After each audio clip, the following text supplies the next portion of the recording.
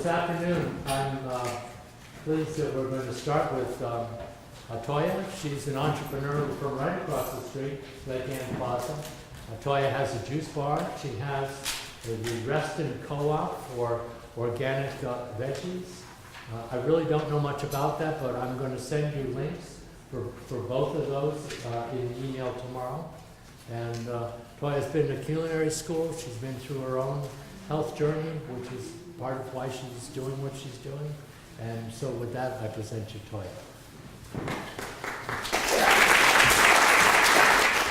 Right, so I'm mic'd up. Hopefully I won't walk away and leave this trailing behind me. Okay, so I've also been informed by Jack that I'm a fast talker, so I'll try to remember to breathe and slow down and take it nice and easy. So today I'm here to talk about enzymes, raw food, juicing, and a little bit about myself and my journey and how I came to be interested in holistic health and the connection between food and healing. So quickly, I'm going to give you an intro about what we're really going to talk about. So enzymes, there's a lot of controversy about that. That's something that I actually generally don't even address, even though I've done some research on it. So we're going to talk a little bit about the controversy with enzymes. We're going to give a definition of what enzymes are, the purpose of enzymes, and also how you can get enzymes in your diet. So before we get there, a little bit about me. About 16 years ago, I got started in the natural health field, working in juice bars, well, one specific juice bar in New Jersey, and then a vegetarian kitchen there. And then within about a year, I was basically their office manager for a small chain of health food stores in the region. And so during that time, it was about a 3 or 4 year period that I was working there. I first, got introduced to juicing. I made it a habit of mine. And then I also picked up my first book about raw foods. So for people that aren't sure what raw foods are, I know it's becoming more kind of in people's consciousness, but it's basically food that's been uncooked, uncooked food. And so fast forward to about 5 years later, I was in a completely unrelated field. I was working on my PhD in linguistics, so fast departure. And during that time, I started to experience a lot of really negative health conditions. So one of the main ones was I was diagnosed with irritable bowel syndrome, and lots of things contribute to that, diet, but also stress. So, I found myself in a really stressful situation. It was debilitating, where at one point, I couldn't stand, I couldn't lay down, I couldn't sit down. I was literally writhing in the floor in pain. And sometimes I couldn't even leave the house because of so much pain. So it was just, wreaking havoc in my life. My quality of living was way down. And I really wanted to do something about it. In addition to that, and I just like to say I share my personal stories. Hopefully, if anyone can relate to it, but more importantly, I hope it can help someone if maybe you're experiencing something similar, or someone who is. Maybe what I went through and how I kind of went through it will help you or people that you know. So in addition to the bowel disorder, I also had fertility issues for about 6 years. I went through surgery. I went through, several doctors telling me I would never have kids. And so fast forward to, getting back to my roots, which was basically raw foods, juicing, and kind of reinvestigating what I had learned 16 years ago. So, basically about 5 years ago, my whole life changed. Everything came to a halt. Against everyone's better wishes, I informally withdrew from my PhD program, even though, I'd been in grad school for maybe 4 years. I was actually very close to finishing. And I basically took a break. Even during this time of schooling, I'd gone to culinary school with raw foods, gone to California and Chicago, because I was still interested, but I felt like, what can I really do with this? There was really no real application in my life. But once I got to really, my chronic illness became acute. And so once it was that point, I literally felt like I was dying. And so, I discovered this place in California called Optimum Health Institute, and they're really big on enzymes. and using juice as a therapy. And that's really kind of what I like to convey to people, is that food really can be a therapy. And juicing in particular, that's my background, is you can use it as, I look at it as liquid medicine. So, I spent a few months completing, their program is only a few weeks. I stayed a few months where I basically reevaluated my whole life, realizing something had to change. And part of that was, what can I do to small changes to just improve my day-to-day well-being. So, for me, that was getting back to having juices, making sure I have more greens in my life. And then also, periodically, do cleanses. And that's not something everyone's into, but that's something that I found it's worked for me. I really have a holistic approach, doing nutritional therapy as well as other modalities. So now on to the enzymes. You know a little bit about me, what brought me here. So now, I really want to share a little bit of what I learned, and hopefully you'll find it useful. And if anything, you'll walk out knowing just a little bit more about enzymes today. Okay, so what do we have here? So what is an enzyme? Basically, an enzyme, we call it a catalyst. It creates reactions or other actions in the body. So every living organism has enzymes, so plants, animals, and humans. There are literally thousands of enzymes that are in existence. And in this talk, I'm really going to talk mainly about food enzymes and digestive enzymes, mostly food enzymes, because that's the connection with raw foods and juicing. But basically, the way enzymes work is your body needs to have certain, help, basically, to create certain reactions, whether that's you cut your finger and to heal, enzymes are responsible for creating that reaction that leads to healing. The same with enzymes are responsible for setting the stage for digestion. So going into that digestion, which I really want to focus on the food connection, is you need enzymes to digest foods. So, to digest fats, sugars, carbohydrates, you need enzymes to create that reaction to make those things happen. And so where raw foods come in is basically proponents of raw foods and the enzyme connection believe that enzymes in the raw foods, so the enzymes in foods, plant matters that have not been cooked, have everything that's within them to digest. So the idea is once you ingest that, once you eat that food, you get the benefit of that, and your body doesn't have to work extra hard to produce the enzymes necessary to digest it. So if you're not producing the enzymes yourself to digest it, you're getting the benefit from the plants. The idea is your body can focus more on other processes, whether that be healing, repair, rebuilding, whatever that is. Where the controversy came in, which I mentioned before, is so there's what traditional medical science says about enzymes, and then that's what kind of alternative medicine says about enzymes. And they're conflicting, but I think that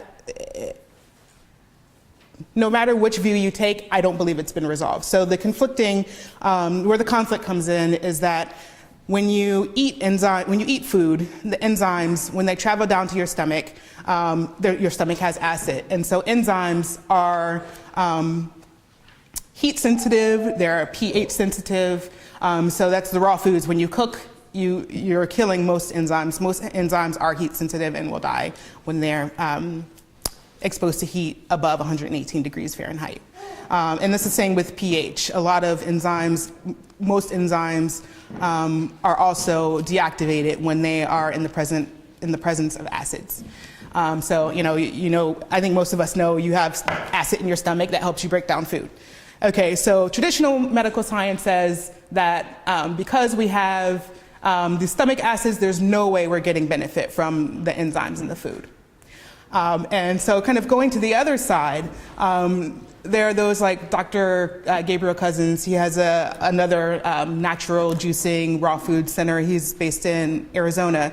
So he's a medical doctor, and he has a lot of clinical experience where he's showing where people are healing using enzyme therapy. And so one of his ideas, and I think that there's really something to this, is that before food actually travels down to the stomach where it's introduced into an acid environment, it takes about an hour, 30 minutes to an hour. And so digestion actually happens begins to happen in your mouth. You have enzymes in your mouth that start to break down the foods. And likewise, when you put food in there, I'd like to think that you're probably getting some enzymes starting in your mouth once they start traveling down the digestive tract before they even hit the stomach. So Dr. Gabriel Cousens argues that we're getting a benefit from them before they enter into the stomach, where the acid maybe neutralizes them or deactivates them. So I think no matter how you look at it, whether you believe you can get a benefit from enzymes or believe that you can't because of the stomach acids, honestly, I think that the jury's still out. I don't think you can really definitively say yes or no either way. And the reason why I say that is because the way, at heart, I'm a researcher. I've been doing field and lab research in a different field, but at heart, I'm a researcher. So that the part of me is really wants to dig in deep to figure out what's going on. And so knowing a little bit about how people conduct and research studies, what I know about the way studies are conducted in kind of a laboratory setting is when there's not enough known about food nutrition, like whole food nutrition. When a lot of studies are done in laboratories, they're looking at one specific nutrient, for instance. They're looking to isolate one specific thing, pull it out of that plant and see, are we going to get the reaction that you're saying we're going to get? But I think that nutrition and foods are so much more complex than that. And I think we don't know enough about how really to design the study so we can see, is the enzymes, are they at play or are they not?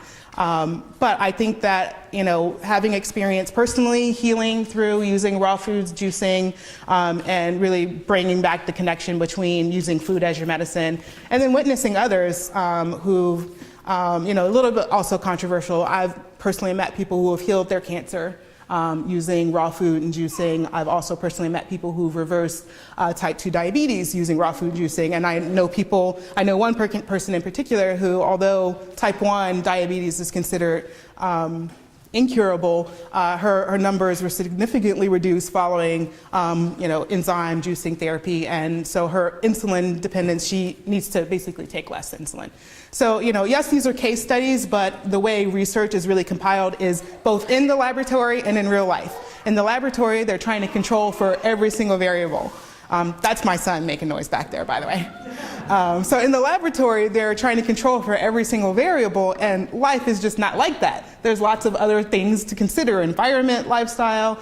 So I think it's really hard to say, yes, this is at play, or no, this is not. And, there's my also kind of opinion is that because there's not a lot of money to be had in nutritional therapy versus pharmaceutical cures. There's not as much interest. People aren't donating money to these kind of studies. So for me, that's why I think it's really important that people like Dr. Cousens at his Tree of Life Center, as well as Optimal Health Center, Optimal Health Institute that I went to in California, I think those places are really important because these are real life living testimonials of people using what science says is not possible to heal. Enzymes, enzymes are basically responsible for every function that happens. It starts, with an enzyme creating some kind of reaction. And you can get enzymes in your food. Raw food and juicing are great ways to do it. And juicing in particular, and I like to say this not just for the enzymes, but for vitamins and minerals in general. A lot of people don't like vegetables, but they can get themselves to drink a glass full of juice every day, and I've personally experienced just working at my juice bar and coaching people who are interested in adding juice to their life or raw foods to their lives. If they change nothing else, whether you're a workaholic, alcoholic, you smoke, not that we're advocating these things, but if you change nothing else, if you make one small change in your life, whether that's adding juices, raw foods, whatever it is, you'll be amazed at what an impact it'll make. So if you take anything away from that, whether you're hopping on the enzyme bandwagon or not, I think it's certainly worth investigating. Is that making one small positive change? Sure, make a lot if you can do that, but a lot of people are really overwhelmed. So if you can just make one small change, I think that you'll be amazed at the results and really, hopefully, the healing that you'll experience in your life. So that's really what I wanted to talk about today. If anyone has any questions, I'm happy to answer. I'll be... I read a book, only one book on enzymes. Some grand old man that did nothing his whole career. He said that we have sort of like a lifetime supply of enzymes, and he got pretty technical, but he also said if the food comes with its own enzymes, the body doesn't have to produce or draw down from its lifetime supply.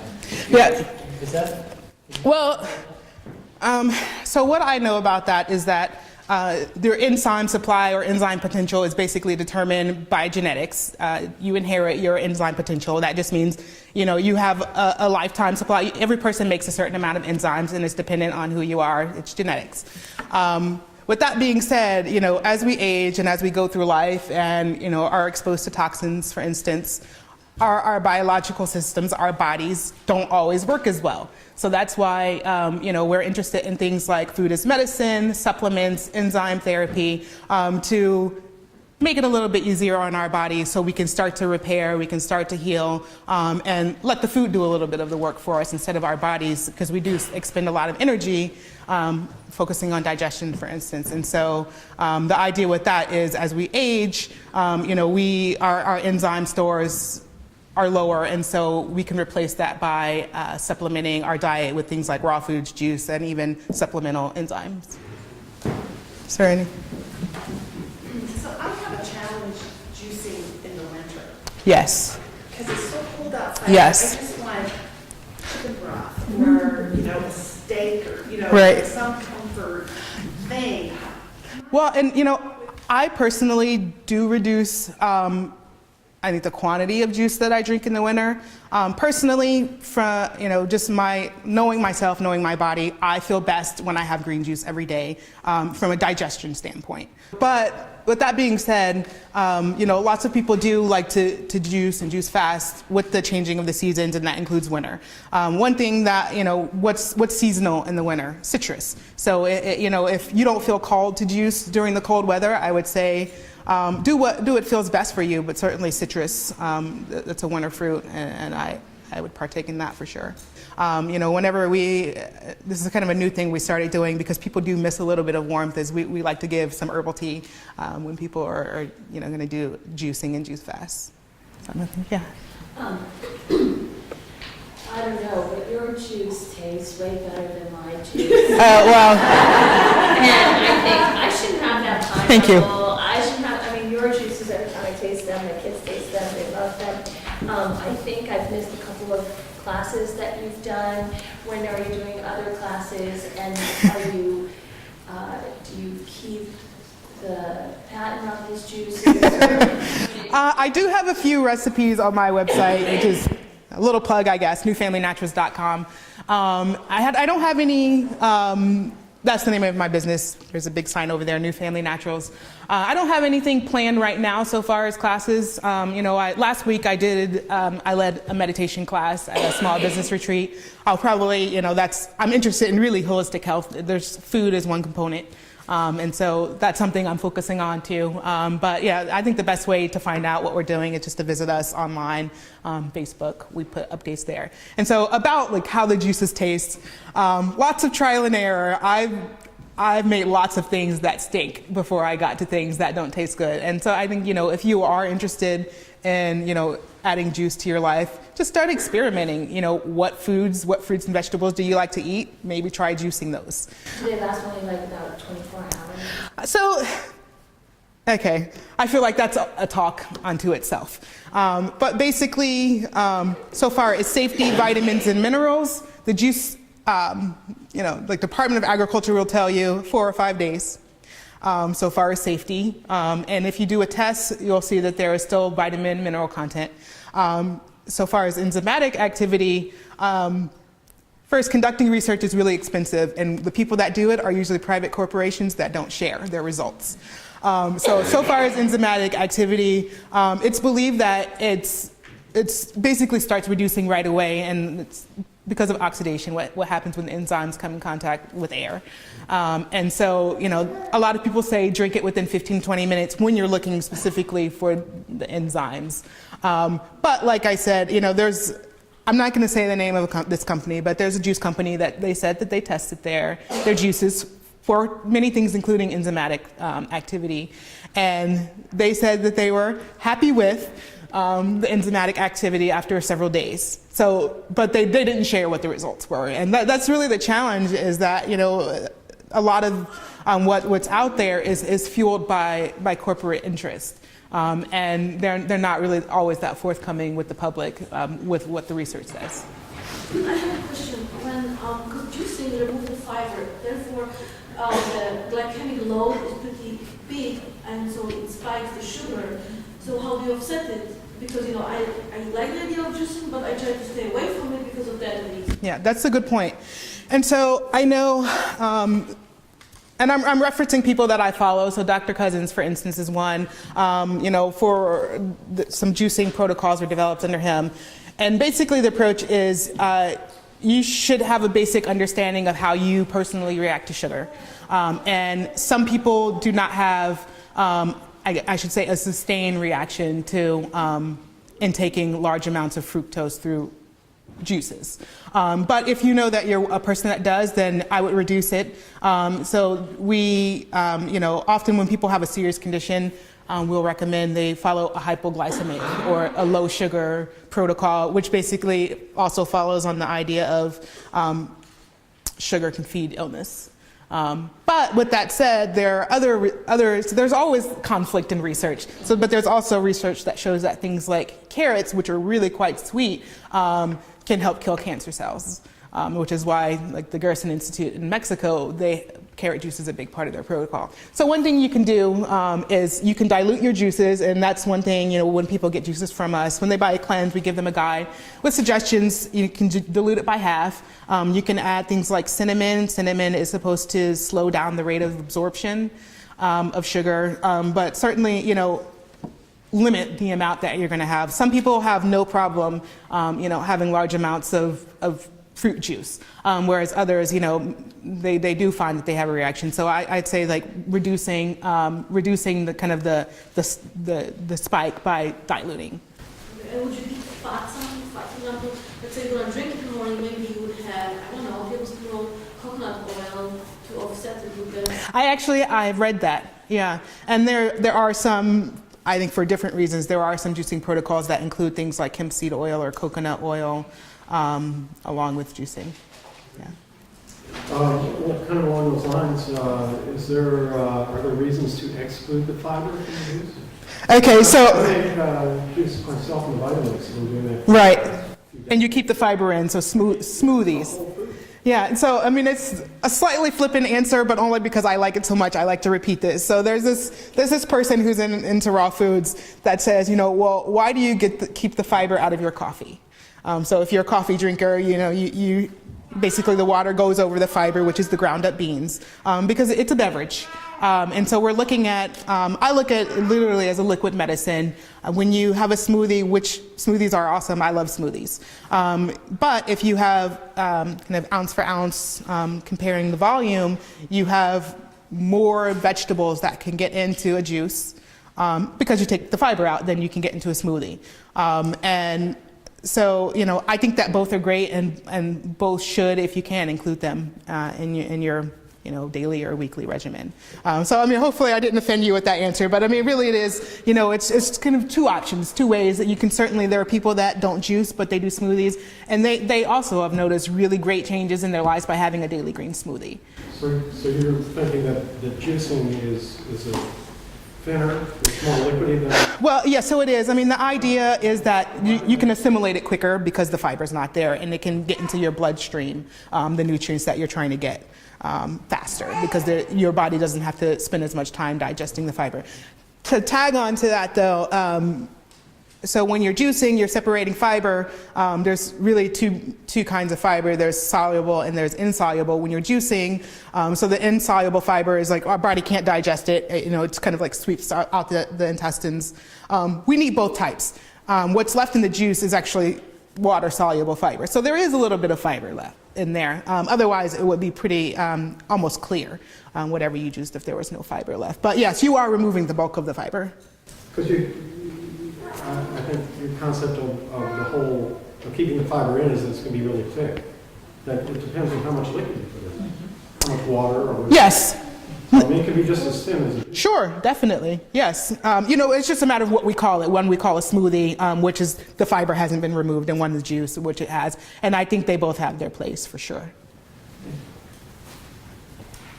This is just an aside. I read a book called The Enzyme Factor. Okay. And it's about, the author was Dr. Shinya, who pioneered the colonoscopy technique. Okay. So he was big on colon health. And so he speaks of enzymes that it's like the thing, if you have a healthy colon, you'll be almost devoid of risk for cancer. That Okay. kind of thing. But he made an interesting comment. He said the reason why alcoholics lose their appetite is because the body does have a limited ability to do repair. Okay. And so the enzymes all flock to the liver to try and repair the liver. Right. There's none left to digest food. mean- And so that was kind of an interesting observation that he made in the book. No, I've not read that book. I'm not familiar with it, but I mean, to me, it makes intuitive sense, for what that's worth. But that goes back to the idea of, with removing the fiber, your body spends a little bit less time on the process of digestion and the creation of, the activation of enzymes to, begin that process. The same like with any kind of body process that's happening, when you have an injury, a lot of your body's enzymes basically go towards starting to repair that, and maybe at the neglect of other systems. And that's how, when illness is basically, the symptoms happens because there's some kind of imbalance. So that's why there's actually I can't remember off the top of my head, but there's this pharmaceutical drug that basically for people who cannot produce enough enzymes, it's replacing it so that they can have normal bodily functions. I believe it's a pancreatic enzyme drug. I can't remember what it's called, but whenever something is off balance, the body tries to make up for it, and by doing that, it's putting more energy there and at the expense of something else, often. Yes, Heather. I have a question. Can you speak a little bit to the changing readings up a little bit in order to avoid goitrogens, which affect the thyroid for certain people that have thyroid issues? Because I heard that could be an issue. She's asking about kind of switching up your greens because of people that might have thyroid issues. And just from the small amount of research I've done with that is that there are certain people that have thyroid conditions that either have been advised not to have greens, or they've been advised to only have them apart from the medication, if they're taking a medication to control their thyroid condition. With that being said, kind of going back with the variety, I think that's wise with anything because, we're eating foods to get the benefits of them. Every they say eat the rainbow because the color is often an indicator of what type of nutrient is inside. And so I think that's the idea. With greens, there are certain, they're like kale, for instance, is high in vitamin K and A, but low in other things compared to other greens. So it's, I think, always wise to eat a variety or juice variety of a large variety of fruits and vegetables so that you can get benefit of that. So far as offsetting, with the thyroid, I'm not sure specifically, other than there are some people that, like I said, need to avoid it, or like specific ones. I think it's ones that are cruciferous. Do you ever combine fermenting with your juices like kombucha or probiotic coconut water or fermented beets or anything like that? That's funny. I'm actually working on a kombucha smoothie right now. I haven't so far. I remember how very, very healthy and energetic you and your husband were a few years ago when the two of you were on Back in a the good old juicing days, right? cleanse. And We probably were. I was just so impressed because I didn't think a person could be that healthy and vibrant and energized and with such great skin and hair as the two of you had for the very long period of time the two of you were juicing. So I was impressed with the amount of nutritional value you were taking in. And so we were doing something, a protocol that was called juice feasting, which is very different from, if you're doing short-term fast, for instance, people can go 6 weeks or more on a limited amount of juice. But if you're doing a longer fast, and we still call them fasts, the protocol that we were following was called a juice feast, where we have a minimum of a gallon of juice a day, and it's very specific with the green juice. Usually at least 3 quarts of that were green and 1 quart was fruit juice, and again, trying to get the spectrum of things. So yeah, but that's meant for people that don't have the luxury of kind of hanging out on their couch while they're detoxing. It's meant for people who still need to go to work, have their day-to-day lives. So I mean, it really is meant to give you a lot of calories, but at the same time, still put your body into kind of repair mode. But about the fermentation, I'm so sorry, on the fermentation side of things, when it comes to like the enzymes or the nutritional value, and do you know of any partnership between that and the regular juicing? Does it have? I love eating fermented foods, but that's really not my area specialty. Other than, I will say this, that I think nearly every raw food juicing healing center includes fermented foods, and that's more, as far as I know, for gut health benefits. But yeah, I'm still learning about the fermented foods so far as enzymes. I mean, I know they certainly have enzymes in them. I can talk a little bit about that, just real quick. Fermented foods, in fermented vegetables, you get the luxury of raw vegetables, okay, and then you get the luxury of the probiotic health. So, and that's what we want. We want good gut flora, and so that's what the fermented vegetables do. So you have a lot of benefits there. So very nice little juicing, more like we said. And Don makes really delicious fermented products, by the way. I think back here. Do you know anything about the efficacy of supplementing with enzymes, especially enteric-coated ones? Okay, so she's asking about how effective supplementing with enzymes and enterically coated. Okay, so mainstream science says that only enterically coated enzymes have any act in the body. So enterically coated basically means it's designed to withstand, they put something around it so that the enzymes withstand the acid in the stomach. And so certainly, I think it's Pepsid ACA, Pepsid something that's, over the counter antacid. Those things that there are enzymes that are designed specifically to withstand stomach acid. And, if they're treating a specific condition, they're said to, be available for us to get the benefit from. With that being said, that goes back to what I kind of started the whole controversy talk with the idea that digestion begins in the mouth, including, enzyme reactions begin in the mouth. And to me, I think that I don't think it's far-fetched to lead us to the idea that we can absorb enzymes through our mouth, because we certainly absorb lots of other things. That's why they have like homeopathy, you put things under your tongue to absorb it sublingually. And then again, in the upper digestive tract. So for whether if it's enterically coated, it's designed to withstand stomach acid. And if it's not, there are some who believe that you're still getting benefit from it, like I said, because absorption through the mouth and the upper digestive tract before it makes it to the stomach. There's a movie I'd like to recommend called Fat, Sick, and Nearly Dead. Yes, That's, we've brainwashed many people with that movie. Fat, Sick, and Nearly Dead. It's very inspiring. Whole Foods Reston showed it a couple months ago. Oh, cool. One of their vegan supplement events. Yeah, I mean, for people that haven't seen it, I like to recommend it to people before they do go onto a juice fast, because it is motivational, it's inspirational. It's about an Australian man, he was really living the life, very, he was an entrepreneur, living a fast life, and he was sick. And he was on, I think, maybe 19 or 20 different medicines, and he wanted to set out to see if he did 60 days of only juice, what would happen. And I believe by the end of the movie, he may have gotten off of every single medicine, and he reversed nearly every condition that he had, and he was seeing a doctor and being monitored throughout it. So, I mean, I think those are fascinating. One more question on the controversy issue. I was wondering, if you're doing raw food or juice, does the stomach even need to produce acid to digest? Well, the stomach produces acid anyway. That's just part of what it does to digest. So I